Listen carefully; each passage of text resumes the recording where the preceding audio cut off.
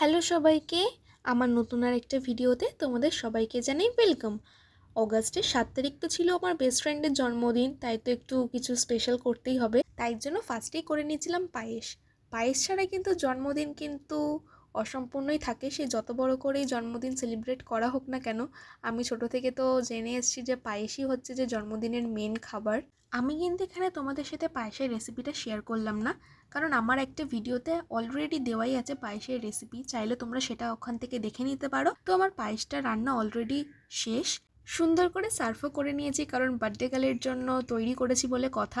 Special মানুষের special দিনে তো একটু স্পেশাল কিছু করতেই হয়। আর এইদিকে কিন্তু আমি ডেকোরেশনও কমপ্লিট করে নিয়েছি নিজের হাতে সবটুকুই। আগে থেকে অবশ্য প্ল্যান করে রেখেছিলাম যে কী থিমের ওপরে করব, কারণ তার তো সানফ্লাওয়ার খুব পছন্দ, তাই জন্য সানফ্লাওয়ারের ওপরেই সব কিছু ডেকোরেশন থেকে শুরু করে কেক, ফ্লাওয়ার সব কিছুই রেখেছি। যার জন্য এতটা এফর্ট লাগিয়েছি তার খুব পছন্দ হয়েছে, এটাই আমার কাছে অনেক। তো চলো দেখা হচ্ছে নেক্সট ভিডিওতে, আজকের জন্য এতটুকুই, টাটা।